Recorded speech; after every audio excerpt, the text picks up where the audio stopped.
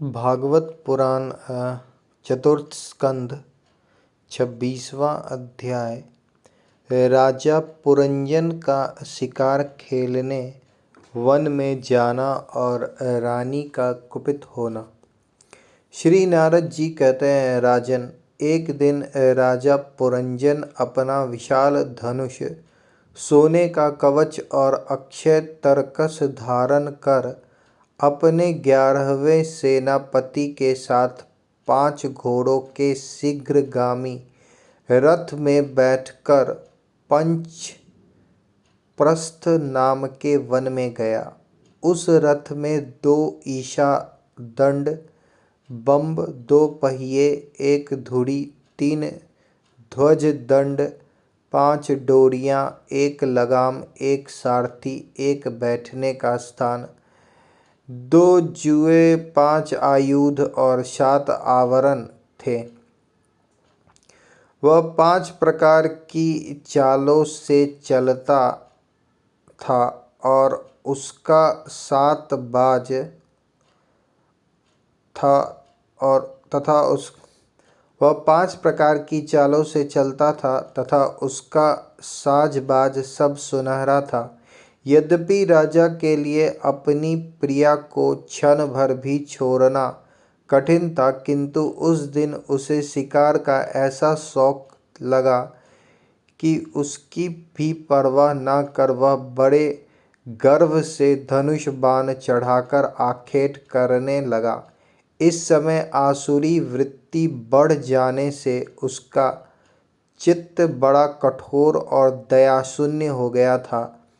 इससे उसने अपने तीखे बाणों से बहुत से निर्दोष जंगली जानवरों का वध कर डाला। जिसकी मांस में अत्यंत आसक्ति हो, वह राजा केवल शास्त्र प्रदर्शित कर्मों के लिए वन में जाकर आवश्यकता अनुसार अनिषिद्ध पशुओं का वध करे, व्यर्थ पशु हिंसा न करे। शस्त्र इस प्रकार उच्च श्रृंखल प्रवृत्ति को नियंत्रित करता है। राजन, जो विद्वान इस प्रकार शास्त्र नियत कर्मों का आचरण करता है, वह उस कर्मानुष्ठान से प्राप्त हुए ज्ञान के कारणभूत कर्मों से लिप्त नहीं होता।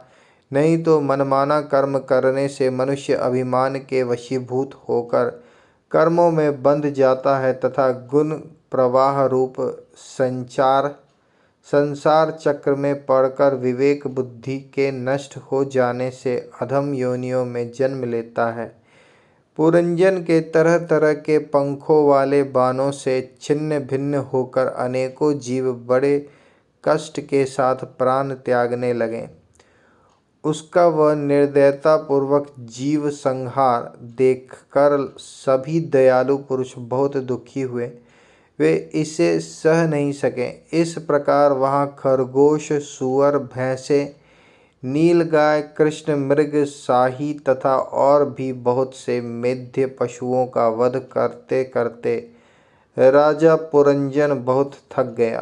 तब वह भूख प्यास से अत्यंत शिथिल हो वन से लौटकर राजमहल में आया। वहाँ उसने यथा योग्य रीति से स्नान और भोजन से निवृत्त हो कुछ विश्राम करके थकान दूर की। फिर गंध, चंदन और माला आदि से सुसज्जित हो सब अंगों में सुंदर सुंदर आभूषण पहने। तब उसे अपनी प्रिया की याद आई। वह भोजनादि से तृप्त हृदय में आनंदित, मद से उन्मत्त और काम से व्यथित होकर अपने सुंदरी भार्या को ढूंढने लगा, किंतु उसे वह कहीं भी दिखाई न दी।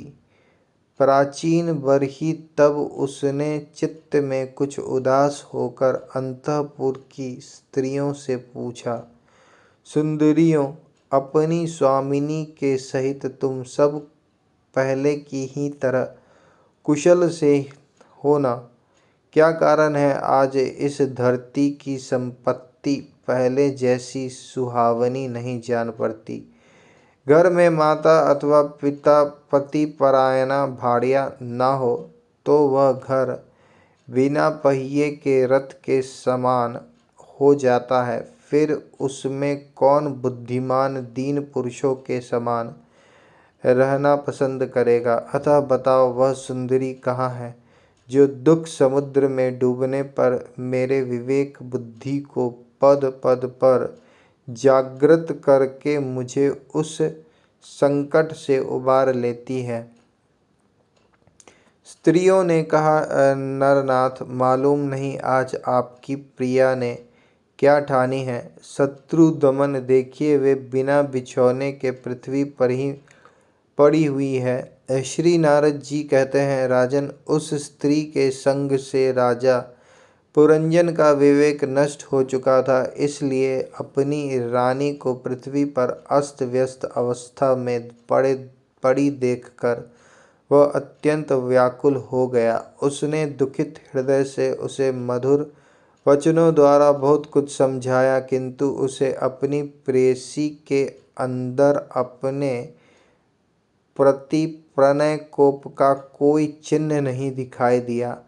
वह मनाने में भी बहुत कुशल था, इसलिए अब पुरंजन ने उसे धीरे धीरे मनाना आरंभ किया।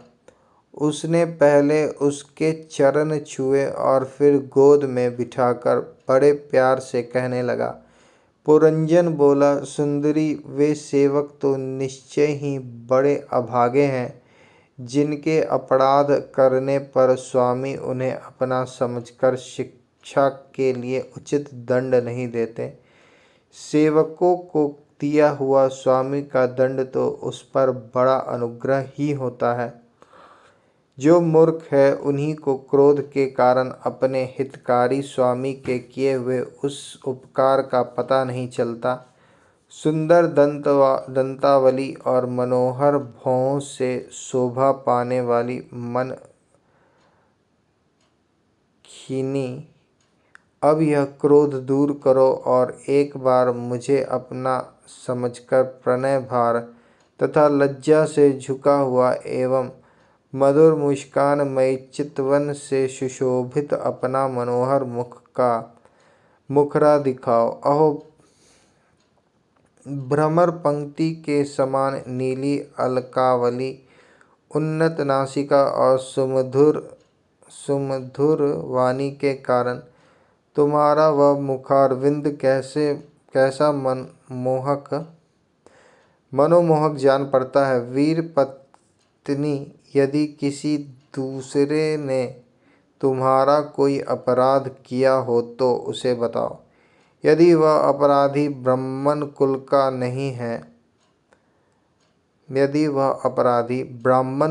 नहीं है तो मैं उसे अभी दंड देता हूँ। मुझे तो भगवान के भक्तों को छोड़कर त्रिलोकी में अथवा उससे बाहर ऐसा कोई नहीं दिखाई देता जो तुम्हारा अपराध करके निर्भय और आनंद पूर्वक रह सके। प्रिय, मैंने आज तक तुम्हारा मुख कभी तिलकहीन, उदास, मुरझाया हुआ, क्रोध के कारण डरावना, कांतिहीन और स्नेह शून्य नहीं देखा, और न कभी तुम्हारे सुंदर स्तनों को ही शोकाश्रुओं से भीगा तथा बिंब फल सदृश अधरों को स्निग्ध केशर की लाली से रहित देखा है। मैं व्यसनवश तुमसे बिना पूछे शिकार खेलने चला गया, इसलिए अवश्य अपराधी हूँ। फिर भी अपने समझ कर तुम मुझ पर प्रसन्न हो जाओ। कामदेव के विषम बाणों से अधीर होकर जो सर्वदा अपने अधीन रहता है, उस अपने प्रिय पति को उचित कार्य के लिए भला कौन कामिनी स्वीकार नहीं करती।